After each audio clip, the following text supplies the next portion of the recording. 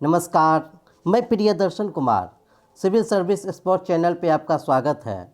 आज हम लोग 66 बीपीएससी प्री के टेस्ट पेपर 5 पर चर्चा करेंगे और इस चर्चा के क्रम में कुल 54 क्वेश्चंस पर हम लोग आज डिस्कशन करेंगे।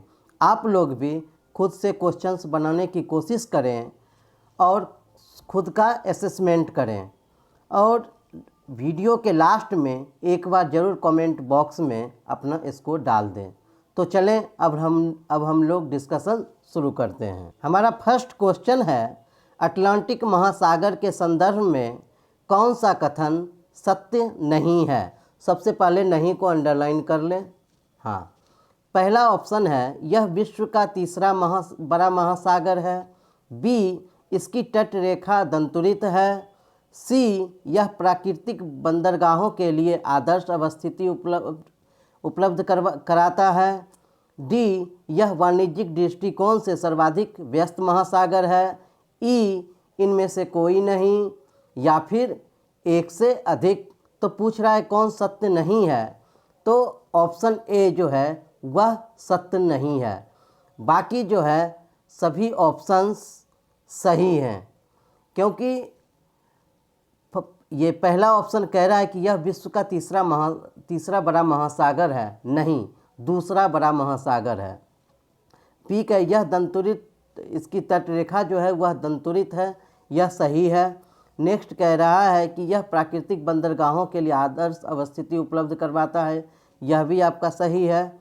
और डी कह रहा है कि यह वाणिज्यिक दृष्टिकोण से सर्वाधिक व्यस्त महासागर है, यह भी सही है। तो ऑप्शन ए सही होगा, क्योंकि यह सत्य नहीं है। हमारा नेक्स्ट क्वेश्चन है, निम्नलिखित में से कौन सुमेलित है। ए, निर्द्रव्य बैरोमीटर वायुदाब मापना। बी, डॉप्सन यूनिट ओजोन की सांद्रता। सी, रेम्स परमाणु रेडिएशन मापना। डी, नॉट जल प्रवाह की गति को मापना। ई, इनमें से कोई नहीं, या फिर एक से अधिक। तो फर्स्ट देखें, कह रहा है कि निर्द्रव्य बैरोमीटर द्वारा वायुदाब मापा जाता है, यह आपका ऑप्शन सही है। नेक्स्ट कह रहा है कि डॉप्सन यूनिट द्वारा ओजोन की सांद्रता मापी जाती है, यह भी आपका ऑप्शन सही है। नेक्स्ट कह रहा है रेम्स परमाणु रेडिएशन मापना, यह भी आपका ऑप्शन सही है। नोट द्वारा जल प्रवाह की गति को मापा जाता है, यह भी ऑप्शन सही है। इसलिए हमारा ऑप्शन होगा ऑप्शन ई, एक से अधिक। हमारा नेक्स्ट क्वेश्चन है, निम्नलिखित में से कौन सा देश ब्लैक सागर से लगा हुआ नहीं है। एक बात का हमेशा ध्यान रखें, जहाँ जिस क्वेश्चन में भी नहीं हो उसको सबसे पहले अंडरलाइन कर दें। तो अब क्वेश्चन कह रहा है कि कौन सा देश ब्लैक सागर से लगा हुआ नहीं है। रूस, तुर्की, यूक्रेन, बोस्निया, या इनमें से कोई नहीं, या फिर एक से अधिक। तो हमारा आंसर होगा ऑप्शन डी। बाकी जो हैं रूस, तुर्की, यूक्रेन, ये सारे देश ब्लैक सागर से लगे हुए हैं। इसके अलावे जॉर्जिया, रोमानिया, बुल्गारिया, यह भी ब्लैक सागर से लगे हुए देश हैं। इसीलिए हमारा जो आंसर होगा वह होगा ऑप्शन डी। नेक्स्ट क्वेश्चन है, टेंगानिका झील किस देश में है। A, Burundi. B, Uganda. C, Kenya. D, Peru. E, इनमें से कोई नहीं, या फिर एक से अधिक। तो देखें कि टेंगानिका झील जो है वह बुरुंडी के साथ भी लगा हुआ है, युगांडा के साथ भी इसकी सीमा लगी हुई है, केन्या के साथ भी है, और इसके अलावा तंजानिया के साथ भी है। तो किस देश के साथ लगी हुई है, तो बुरुंडी, युगांडा, केन्या, ये तीनों के साथ लगी हुई है। इसीलिए हमारा जो आंसर होगा वह होगा ऑप्शन ई, एक से अधिक। नेक्स्ट क्वेश्चन है हमारा, नेक्स्ट क्वेश्चन है, सर्वाधिक लवणता वाला झील कौन सा है। मृत सागर झील, वान झील, ग्रेट साल्ट लेक, लाडोगा। ई, इनमें से कोई नहीं। तो हमारा जो आंसर होगा वह होगा ऑप्शन बी, वान झील। और वान झील कहाँ है, तो यह तुर्की में है और इसकी लवणता जो है वह 330% है, 330% सर्वाधिक लवणता है। इसके बाद आता है मृत सागर झील। इसकी लवणता जो है वह 240 है, 240% इसकी लवणता है। इसके अलावे ग्रेट साल्ट लेक, इसकी लवणता जो है वह है 220%। याद रखेंगे, अक्सर यह पूछा जाता है या हो सकता है कि क्रम में भी सजाने के लिए दिया जा सकता है। तो हमारा जो आंसर होगा वह होगा कौन सा, ऑप्शन बी, वान झील 330% तुर्की में है। और मृत सागर झील के बारे में एक चीज़ और ध्यान में रखें कि मृत सागर झील जो है यह जॉर्डन, इजराइल, फिलिस्तीन तीनों देशों की सीमाओं से लगा हुआ है। इस दृष्टि से भी यह क्वेश्चन जो है काफ़ी इम्पोर्टेंट है। और लास्ट ये चौथा ऑप्शन जो है लैडोगा, यह पूछा जा सकता है कि यह झील कहाँ है, तो यह झील कहाँ है, रूस में है। इसको भी आप ध्यान में रखेंगे। चले अब नेक्स्ट क्वेश्चन है हमारा। नेक्स्ट क्वेश्चन है निम्नलिखित जनजातियों में से कौन सुमेलित हैं, Maori New Zealand, B Veddas Sri Lanka, C Shompen Nicobar, D Semang Malaysia, E इनमें से कोई नहीं या फिर एक से अधिक। तो देखें माओरी न्यूजीलैंड यह आपका ऑप्शन सही है। नेक्स्ट कह रहा है वेदास श्रीलंका, यह भी आपका ऑप्शन सही है। सी कह रहा है शोम्पेन निकोबार, यह भी ऑप्शन सही है। नेक्स्ट कह रहा है डी सेमांग मलेशिया, यह भी सही है। इसलिए हमारा जो आंसर होगा वह होगा ऑप्शन ई, एक से अधिक। नेक्स्ट क्वेश्चन है निम्नलिखित में से कौन कहवा की प्रजातियां हैं, ए अरेबिका, बी रोबस्टा, सी लिबेरिका, डी केवल ए और बी, ई इनमें से कोई नहीं या फिर एक से अधिक। तो हमारा आंसर होगा ऑप्शन ई, एक से अधिक। अरेबिका भी है कहवा की प्रजातियां, रोबस्टा भी है और लिबेरिका भी है। तीनों ही किसकी प्रजातियां हैं, तो कहवा की प्रजातियां हैं, ध्यान रखेंगे। नेक्स्ट है निम्नलिखित में से कौन सी विशेषताएं युवावस्था की नदियों की नहीं हैं, नहीं हैं। ए यह उथली वी आकार की घाटी बनाती है, बी बाढ़ का मैदान विस्तृत होता है, सी जल विभाजक अत्यधिक विस्तृत व समतल होते हैं, डी जलप्रपात एवं छिप्रिकाएँ बनती हैं, ई इनमें से कोई नहीं या फिर एक से अधिक। तो पूछ रहा है कि युवावस्था के नदियों की कौन सी विशेषताएं नहीं हैं। तो ऑप्शन बी जो है यह सही है। पूछ रहा है नहीं है तो यह ऑप्शन बी आंसर होगा। जबकि ये देखें ऑप्शन ए कह रहा है कि यह उथली बी आकार की घाटी बनाती, यह आपका जो है यह सही है। इसको काट देते हैं बी नंबर को। सी कह रहा है कि जल विभाजक अत्यधिक विस्तृत व समतल क्षेत्र में होते हैं, समतल होते हैं, यह भी सही है। डी कह रहा है कि जलप्रपात एवं छिप्रिकाएँ बनाती हैं, यह भी सही है। तो पूछ रहा है कौन नहीं है, तो ऑप्शन बी हमारा आंसर होगा। नेक्स्ट क्वेश्चन है मिट्टियों में केशिका क्रिया की प्रभावशीलता के आधार पर निम्न में से कौन अवरोही क्रम में है, ए चिकनी मिट्टी, गादियम डोमट, बलुई डोमट। बी ऑप्शन कह रहा है चिकनी, बलुई, गादिय डोमट, बलुई डोमट। सी कह रहा है कि चिकनी, गादिय डोमट, बलुई डोमट, बलुई। डी कह रहा है गादिय डोमट, चिकनी, बलुई डोमट, बलुई। ई कह रहा है कि इनमें से कोई नहीं या फिर एक से अधिक। तो हमारा आंसर होगा ऑप्शन सी, चिकनी, गादिय डोमट, बलुई डोमट और बलुई। और चिकनी मिट्टी से जो चिकनी मिट्टी की विशेषता है कि इससे होकर जो है पानी जो है सबसे अधिक तेज गति में प्रवाहित होता है। इसीलिए हमारा आंसर होगा ऑप्शन सी। नेक्स्ट क्वेश्चन है, निम्नलिखित में से कौन सा मृदा निर्माण के कारकों में शामिल है? निम्नलिखित में से कौन मृदा निर्माण के कारकों में शामिल है? ए मूल पदार्थ, बी स्थलाकृति, सी जलवायु, डी समय, ई इनमें से कोई नहीं, या फिर एक से अधिक।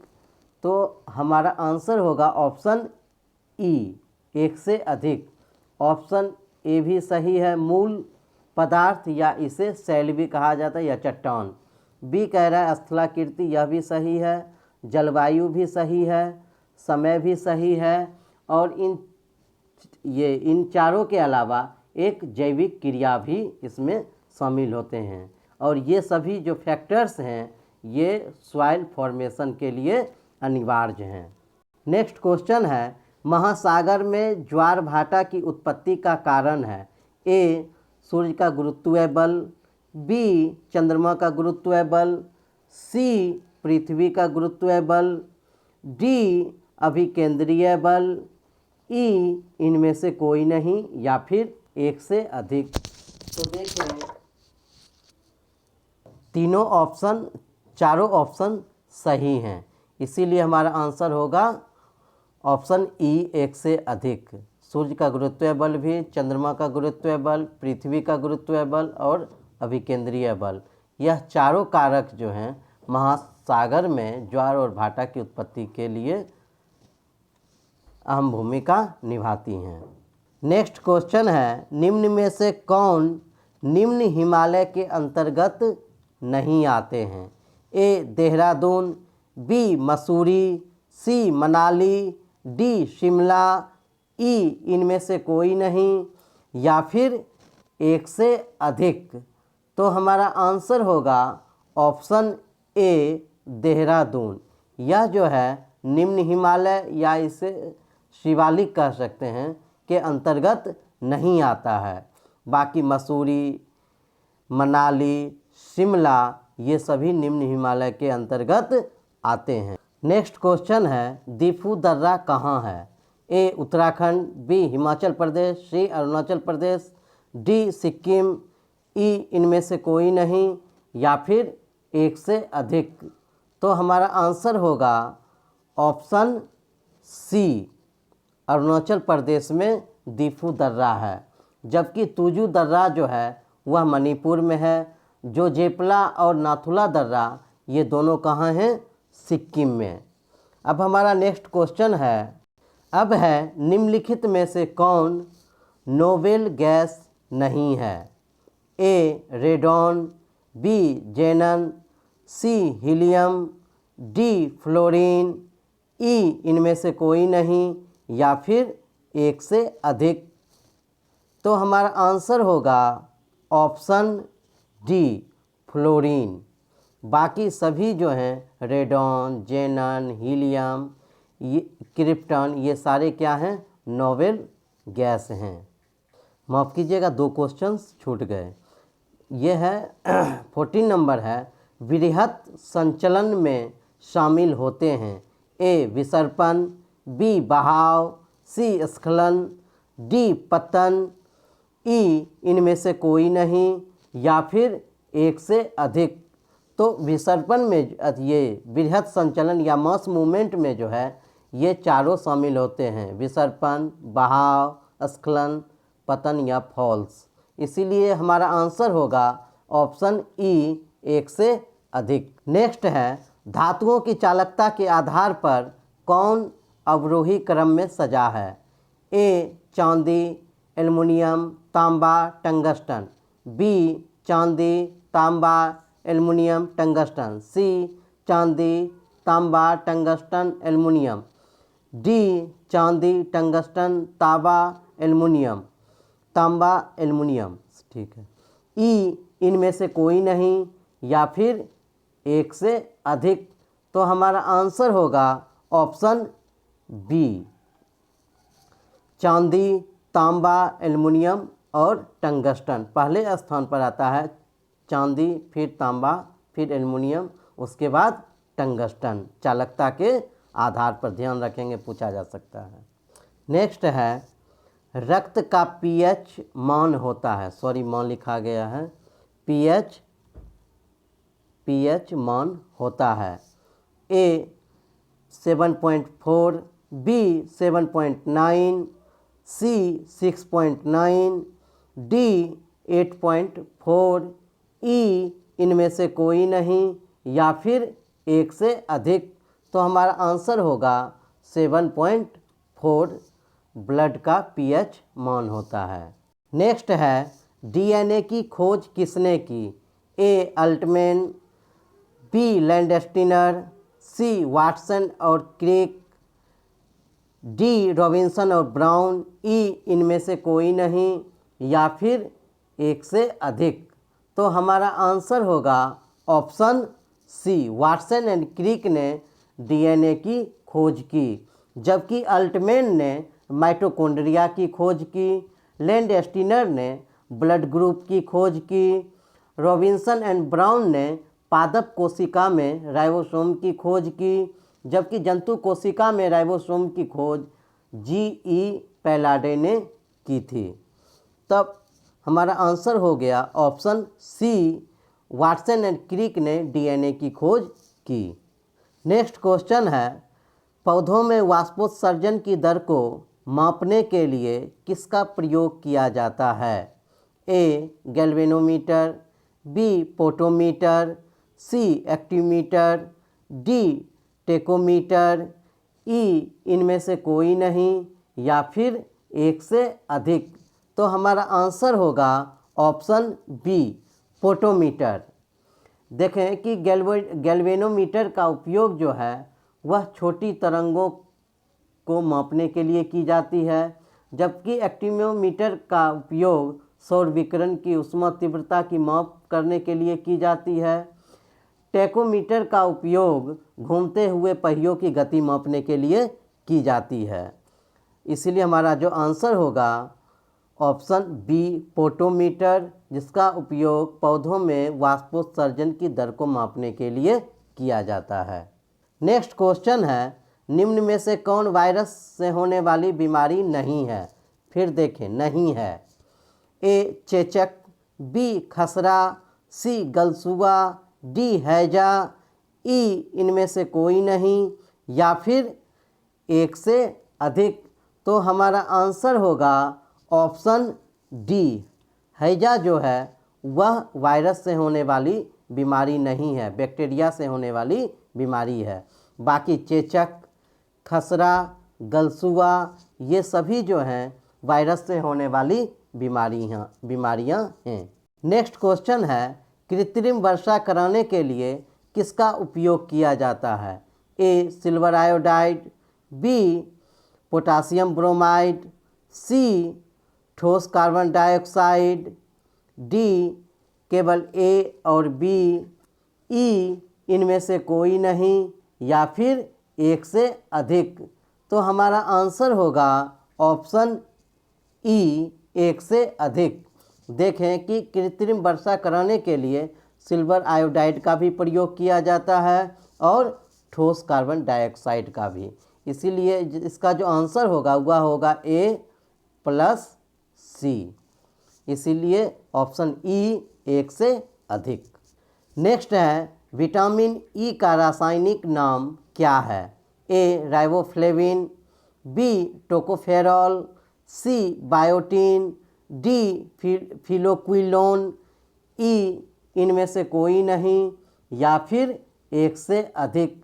तो हमारा आंसर होगा ऑप्शन बी, विटामिन ई का रासायनिक नाम टोकोफेरॉल है, जबकि विटामिन बी2 का रासायनिक नाम राइबोफ्लेविन है, विटामिन बी7 का नाम बायोटीन है और विटामिन के का रासायनिक नाम फिलोक्विनोन है।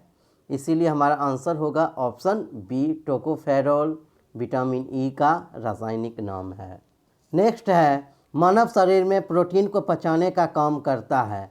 ए पेप्सिन, बी ऑक्सीटोसिन, सी रेनिन, डी टाइलिन, ई इनमें से कोई नहीं, या फिर एक से अधिक। तो हमारा आंसर होगा ऑप्शन ए पेप्सिन। देखें कि ऑक्सीटोसिन जो है वह स्मूथ मसल्स में सिकुड़न को प्रेरित करता है, जबकि रेनिन जो है वह ब्लड में एंजियोटेंसिनोजेन को एंजियोटेंसिन में बदलने का काम करता है, जबकि टाइलिन जो है वह स्टार्च को पचाने का काम करता है। इसीलिए हमारा आंसर होगा ऑप्शन ए पेप्सिन। नेक्स्ट है, निम्नलिखित में से कौन सा विटामिन जल में घुलनशील होता है? A vitamin A, B vitamin B, C vitamin D, D vitamin E इनमें से कोई नहीं, या फिर एक से अधिक। तो पूछ रहा है कौन सा विटामिन जल में घुलनशील होता है? तो विटामिन बी जो है वह जल में घुलनशील होता है, जबकि विटामिन ए, डी, ई एवं के जो है वह वसा में घुलनशील होता है। इसलिए हमारा जो आंसर होगा वह होगा ऑप्शन बी। नेक्स्ट है, निम्नलिखित में से कौन सुमेलित हैं? आप लोग भी खुद से बनाने की कोशिश करें और चेक करें कि आप बना पाते हैं कि नहीं। ए कह रहा है कि टाइफाइड जो है वह आंत को प्रभावित करता है, इंटेस्टाइन को प्रभावित करता है। निमोनिया जो है वह फेफड़े को प्रभावित करता है। सी कह रहा है पीलिया लीवर को प्रभावित करता है। डी पोलियो नर्वस सिस्टम को प्रभावित करता है। और ऑप्शन ई कह रहा है कि इनमें से कोई नहीं, या फिर एक से अधिक। तो देखें, ऑप्शन ए कह रहा है कि टाइफाइड आंत को प्रभावित करता है, यह ऑप्शन आपका सही है। नेक्स्ट कह रहा है कि निमोनिया यह फेफड़े को प्रभावित करता है, यह भी सही है। सी कह रहा है कि पीलिया यह लीवर को प्रभावित करता है, यह भी सही है। डी कह रहा है पोलियो यह नर्वस सिस्टम को प्रभावित करता है, यह भी सही है। इसीलिए हमारा जो आंसर होगा वह होगा ऑप्शन ई, एक से अधिक। नेक्स्ट है, प्रकाश रासायनिक धूम कोहरा के सामान्य अवयव हैं। ए नाइट्रिक अम्ल, B acrolein, C peroxy acetyl nitrate, D formaldehyde, E इनमें से कोई नहीं, या फिर एक से अधिक। तो प्रकाश रासायनिक धूम कोहरा के अवयव इनमें से सभी हैं। नाइट्रिक अम्ल भी हैं, एक्रोलीन भी हैं, पैरोक्सी एसीटल नाइट्रेट भी हैं, फॉर्मल्डिहाइड भी हैं। इसलिए हमारा जो आंसर होगा वह होगा ऑप्शन ई, एक से अधिक। नेक्स्ट क्वेश्चन है, निम्न में से कौन सुमेलित नहीं है?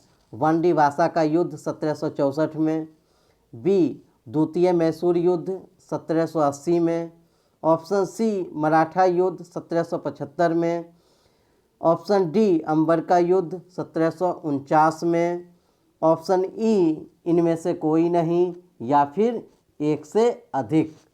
तो पूछ रहा है कौन सुमेलित नहीं है? तो ऑप्शन ए कह रहा है कि वांडीवासा का युद्ध 1764 में, यह ऑप्शन आपका गलत होगा। बाकी सारे ऑप्शन जो है, द्वितीय मैसूर युद्ध 1780 यह सही है, 1780 से लेकर 1784 तक। नेक्स्ट है कि प्रथम मराठा युद्ध 1775 में, यह भी आपका ऑप्शन सही है, यह 1775 से लेकर 1780 तक चला था। और नेक्स्ट कह रहा है कि अंबर का युद्ध 1749, यह भी आपका ऑप्शन सही है। जबकि वांडीवासा का युद्ध जो है वह 1764 में नहीं हुआ था, 1760 में हुआ था, ध्यान रखेंगे। नेक्स्ट कह रहा है कि निम्न में से कौन सा क्रम सही है? ए त्रिपुरी संकट, अगस्त प्रस्ताव, व्यक्तिगत सत्याग्रह, क्रिप्स मिशन। बी कह रहा है कि अगस्त प्रस्ताव, त्रिपुरी संकट, व्यक्तिगत सत्याग्रह, क्रिप्स मिशन। सी कह रहा है त्रिपुरी संकट, व्यक्तिगत सत्याग्रह, अगस्त प्रस्ताव, क्रिप्स मिशन।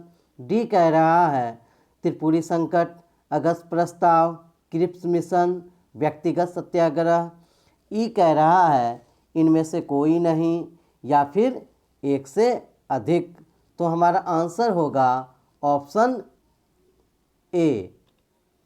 त्रिपुरी संकट कब हुआ था? तो 1739 ईस्वी में, और इसी के दौरान जो है सुभाष चंद्र बोस कांग्रेस का अध्यक्ष पद का चुनाव जीतने के बावजूद भी वो अपने पद से इस्तीफा दे दिया, जिसके बाद डॉक्टर राजेंद्र प्रसाद कांग्रेस के अस्थायी अध्यक्ष बने थे।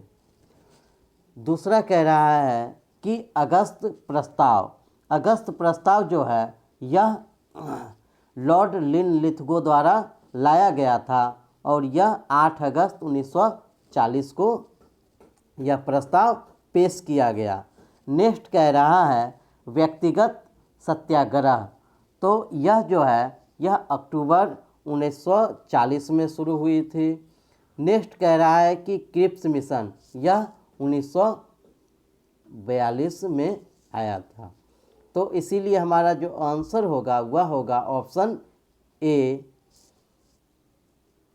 नेक्स्ट क्वेश्चन है, निम्नलिखित कथनों पर विचार करें कि कौन सा कथन सत्य है। ए, 1829 में बंगाल रेगुलेशन 16 के तहत सती प्रथा का अंत कर दिया गया। ऑप्शन बी, भारत स्त्री महामंडल की स्थापना देवी चौधराइन ने की। सी, हृदयनाथ कुंजरू ने नई सेवा समिति की स्थापना की।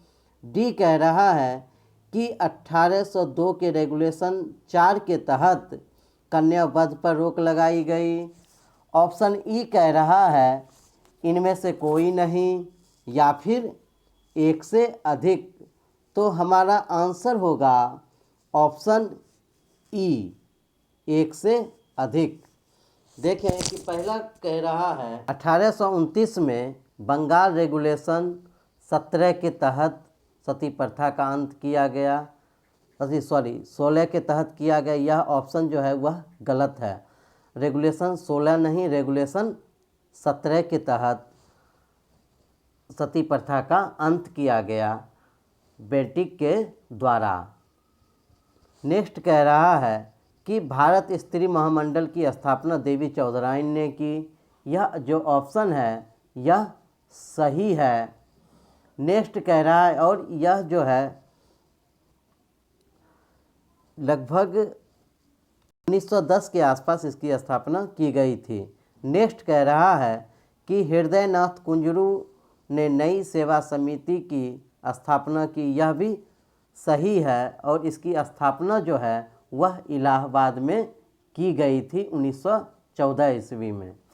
नेक्स्ट कह रहा है कि 1802 के रेगुलेशन 4 के तहत कन्या वध पर रोक लगाई गई। यह ऑप्शन भी आपका गलत है, चूँकि 1802 के रेगुलेशन 4 के तहत नहीं, रेगुलेशन 6 के तहत कन्या वध पर रोक लगाई गई थी।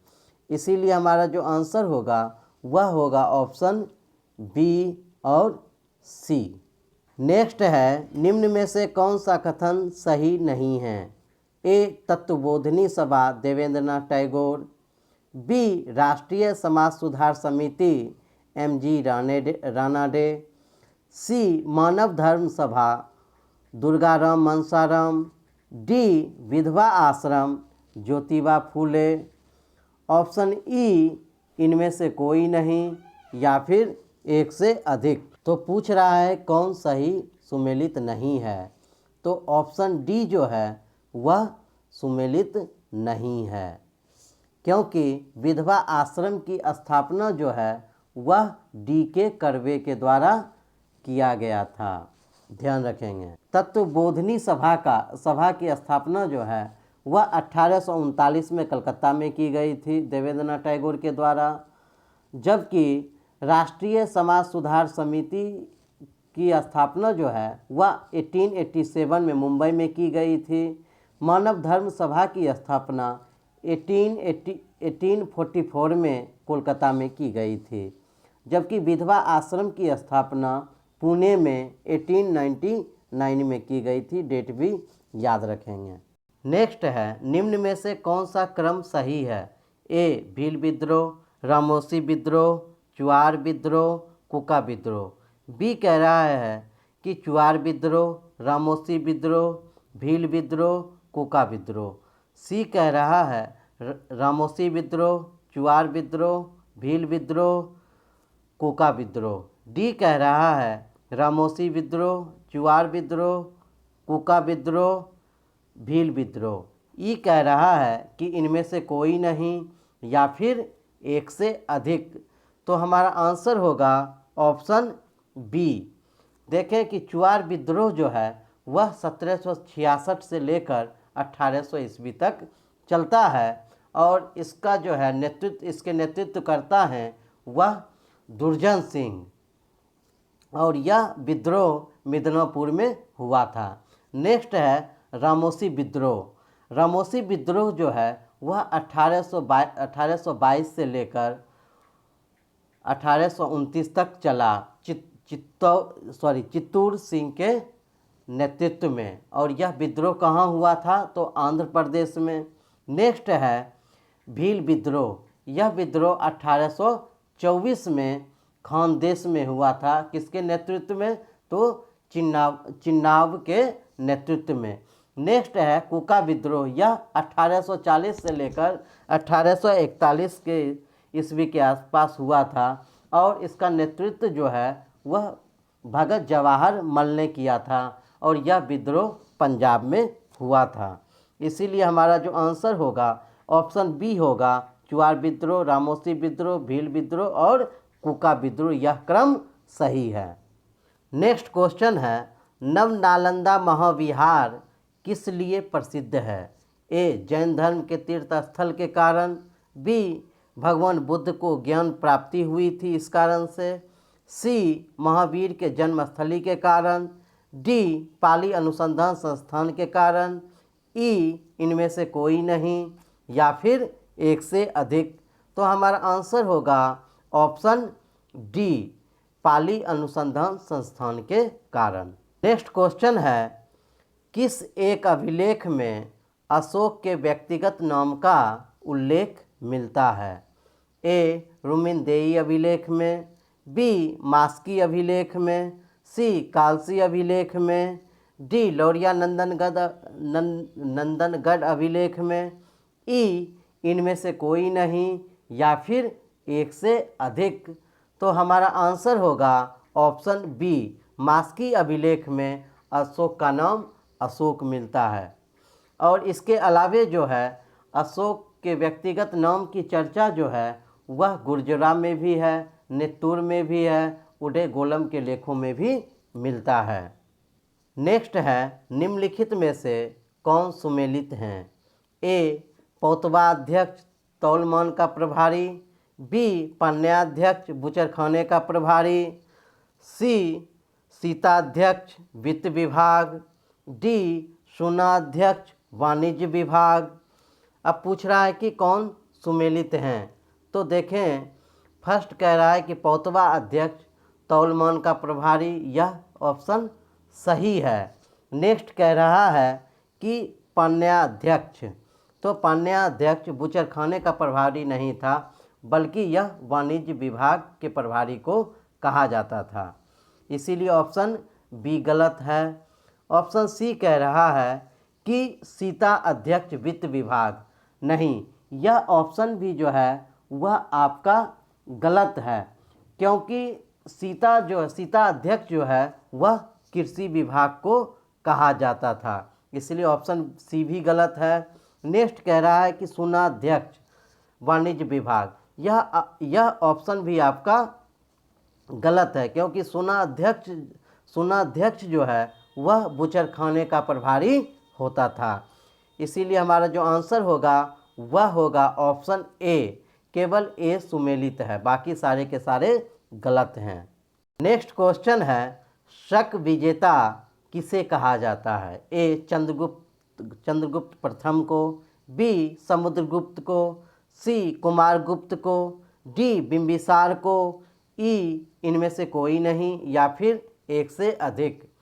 तो हमारा आंसर होगा इनमें से कोई नहीं।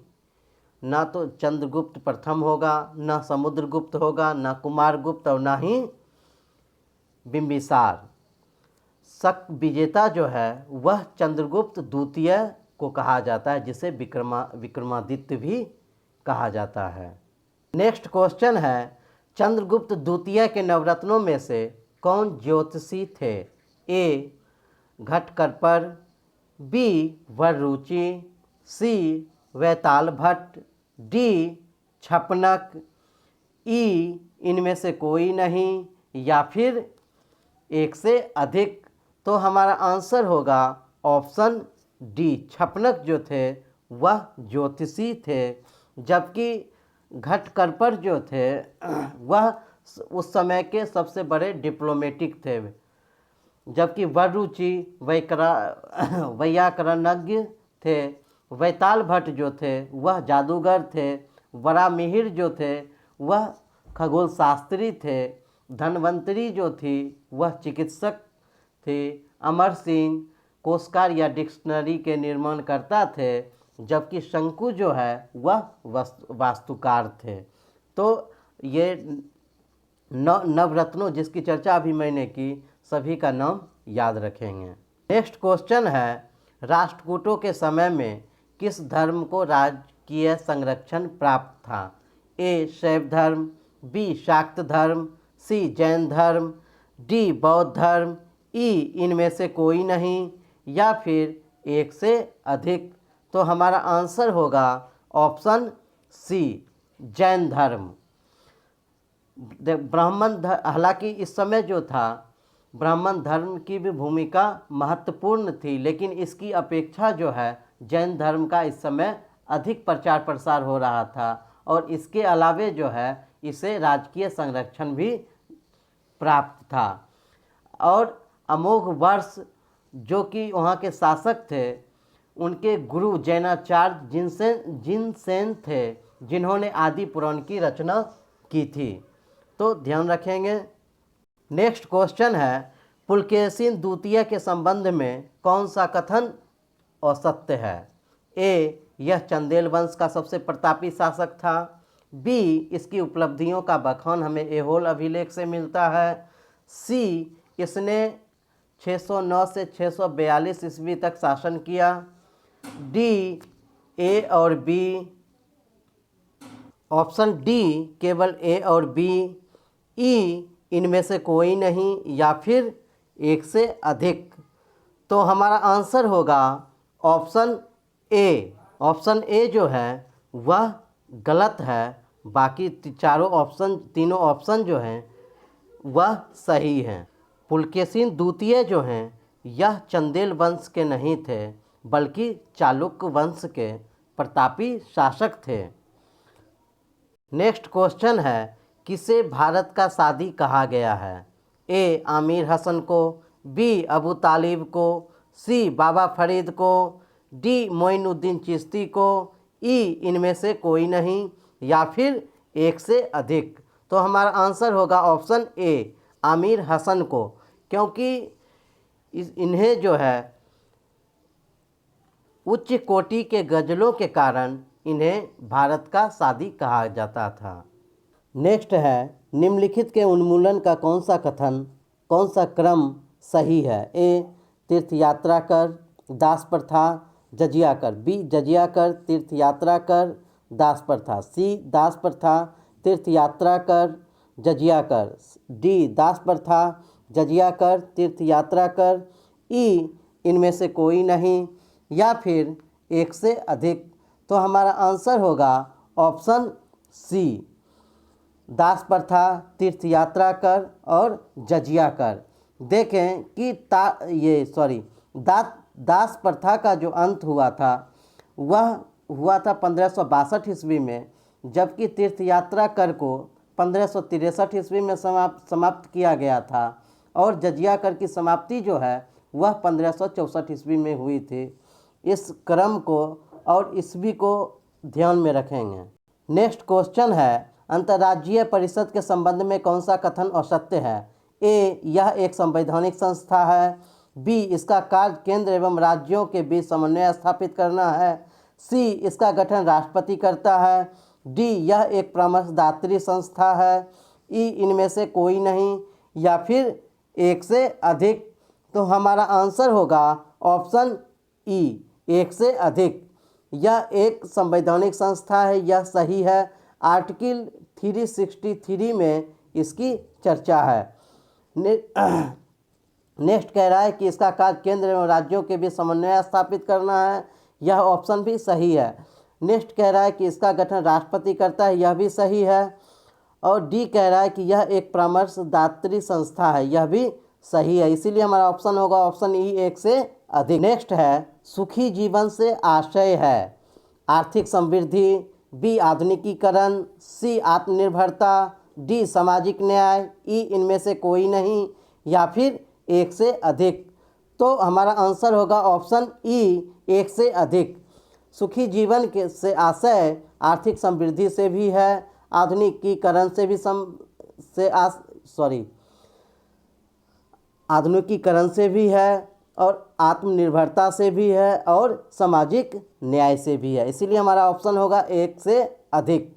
नेक्स्ट क्वेश्चन है राष्ट्रीय कृषि बीमा की शुरुआत हुई 1999 से 2000 के बीच, बी 1998 से 99 के बीच, सी 1997 से 96 के बीच, डी 1995 से 96 के बीच, ई इनमें से कोई नहीं, या फिर एक से अधिक।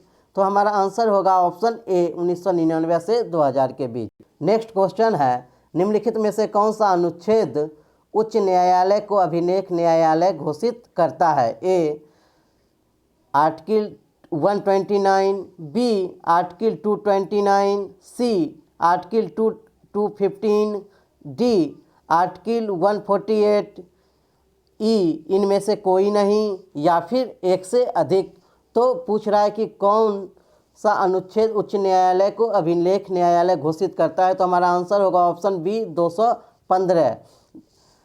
जबकि ऑप्शन ए जो है 129 यह सर्वोच्च न्यायालय को अभिलेख न्यायालय घोषित करता है। जबकि ऑप्शन डी जो है आर्टिकल 148 यह जो है नियंत्रक महालेखा परीक्षक के संबंध में इसकी चर्चा संविधान में की गई है। नेक्स्ट क्वेश्चन है निम्नलिखित में से कौन संसद की अस्थायी समितियां हैं? ए लोक लेखा समिति, बी प्राक्कलन समिति, सी सार्वजनिक उपक्रम समिति, डी केवल ए और सी, ई इनमें से कोई नहीं, या फिर एक से अधिक। तो हमारा आंसर होगा ऑप्शन ई, एक से अधिक। ये तीनों ही लोक लेखा समिति, प्राक्कलन समिति, सार्वजनिक उपक्रम समिति, ये तीनों ही जो हैं वह संसद की अस्थायी समितियां हैं और तीनों ही वित्त से संबंधित हैं। ध्यान रखेंगे, पूछा जा सकता है। नेक्स्ट क्वेश्चन है मंत्रिमंडल कैबिनेट में शामिल होते हैं? ए प्रधानमंत्री सहित कैबिनेट स्तर के सभी मंत्री, बी राज्य मंत्री, सी उपमंत्री, डी केवल ए और बी, ई इनमें से कोई नहीं, या फिर एक से अधिक। तो हमारा आंसर होगा ऑप्शन ए, प्रधानमंत्री सहित कैबिनेट स्तर के मंत्री ही मंत्रिमंडल में शामिल होते हैं। जबकि मंत्रिपरिषद में ये तीनों ऑप्शन होगा। अगर मंत्रिपरिषद में पूछा जाता है कि मंत्रिपरिषद में कौन शामिल होते हैं, तो राज्य मंत्री, उपमंत्री, प्रधानमंत्री सहित कैबिनेट स्तर के सभी मंत्री। लेकिन पूछ रहा है मंत्रिमंडल में, तो मंत्रिमंडल में केवल प्रधानमंत्री सहित कैबिनेट स्तर के मंत्री ही शामिल होते हैं। इसीलिए हमारा आंसर होगा ऑप्शन ए। नेक्स्ट कह रहा है कि निम्नलिखित नियंत्रक एवं महालेखा परीक्षक के संबंध में कौन सा कथन असत्य है? ए कह रहा है कि वह संसद के प्रति उत्तरदायी होता है, यह ऑप्शन सही है। बी कह रहा है कि वह भारत के वित्त पर नियंत्रण करता है। सी कह रहा है कि यह भंडार गृह का परीक्षा करता है। डी कह रहा है कि वह राष्ट्रपति के आदेश पर स्थानीय निकायों का परीक्षा करता है। तो ऑप्शन ए जो है वह संसद के प्रति उत्तरदायी, यह ऑप्शन सही है। जबकि बी कह रहा है कि वह भारत के वित्त पर नियंत्रण करता है, यह ऑप्शन गलत है। इस नियंत्रक एवं महालेखा परीक्षक का कार्य जो है वह वित्त पर नियंत्रण करना नहीं है, बल्कि उसकी परीक्षा करना है। नेक्स्ट कह रहा है वह भंडार गृह का परीक्षा करता है, यह ऑप्शन सही है। डी कह रहा है कि वह राष्ट्रपति के आदेश पर स्थानीय निकायों की परीक्षा करता है, यह भी ऑप्शन सही है। तो कौन सा ऑप्शन असत्य है जो सही नहीं है? तो ऑप्शन बी जो है वह सही नहीं है। नेक्स्ट है, निम्न में से कौन सुमेलित हैं? राज्य निर्वाचन आयुक्त आर्टिकल 243 के, राज्य वित्त आयोग आर्टिकल 243 आई, जिला पंचायत आर्टिकल 243 बी, वित्त आयोग 280। तो ऑप्शन ए, बी, सी और डी ये सभी सही हैं, इसीलिए हमारा ऑप्शन होगा ऑप्शन ई, एक से अधिक। नेक्स्ट क्वेश्चन है, किस अधिनियम के तहत भारत में प्रथम लोक सेवा आयोग का गठन किया गया था?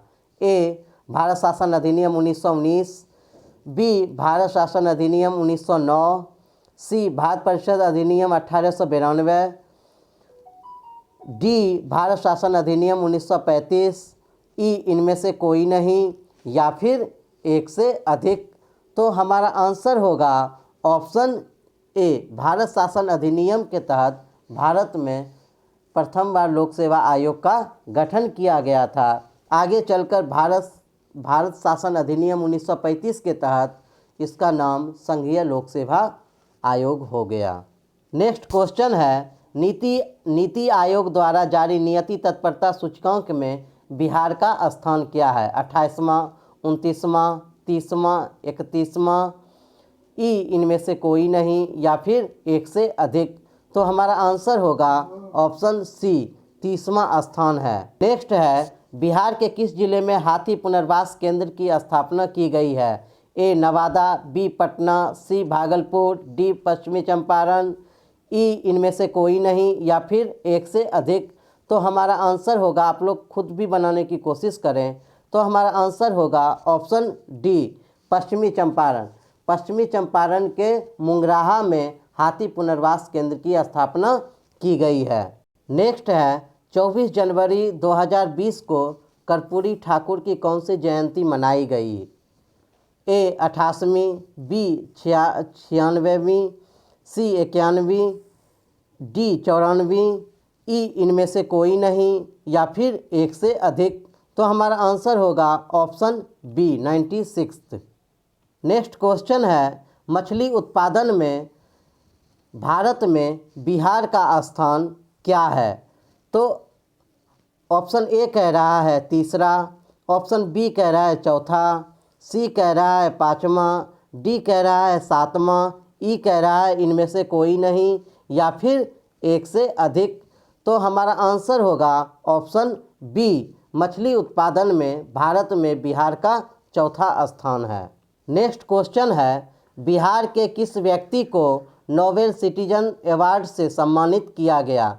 ए, सौरभ राज, बी, आनंद कुमार, सी, संजय करोत, डी, राहुल सिंह, ई, इनमें से कोई नहीं, या फिर एक से अधिक।